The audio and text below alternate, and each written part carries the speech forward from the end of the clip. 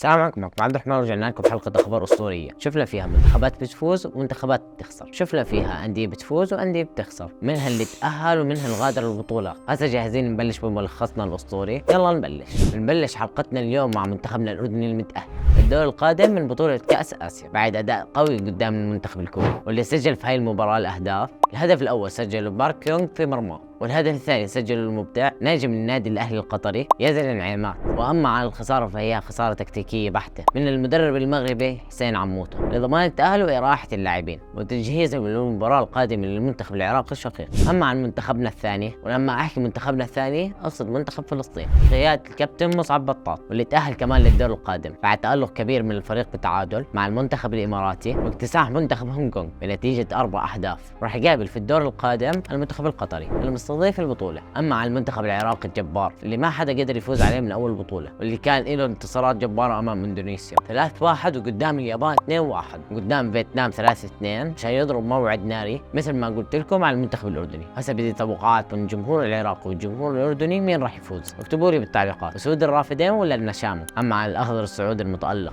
كمان في هاي البطولة المتأهل لدور ال16 بانتصارين وتعادل سلبي، فهو ضرب موعد قوي جدا مع المنتخب الكوري. توقع البسيط الفائز بهاي المباراة بالتحديد راح يكون أحد المنافسين على النهائي، وإن شاء الله يكون الفوز من نصيب المنتخب السعودي. والآن راح نطير من القارة الآسيوية إلى القارة الأفريقية عشان نشوف أخبار البطولات القوية هناك. بس للأسف هاي البطولة أداء العرب فيها العكس تماما عن تألق منتخباتنا العربية في كأس آسيا، لأن للأسف أغلب منتخباتنا العربية طلعت من دور المجموعات. والآن راح نبلش أخبارنا مع المغادر العربي الأول واللي هو المنتخب الجزائري بعد تعادلين أمام أنغولا والكينيا فاسو وخسارة من موريتانيا. أما على المغادر الثاني فهو للأسف المنتخب التونسي بتعادلين أمام مالي وجنوب أفريقيا وخسارة أمام ناميبيا. أما على المتأهلين فراح نبلش مع المنتخب المصري المتأهل تأهل صعب ب3 تعادلات بنفس النتيجة 2-2 أمام موزمبيق وغانا والرأس الأخضر.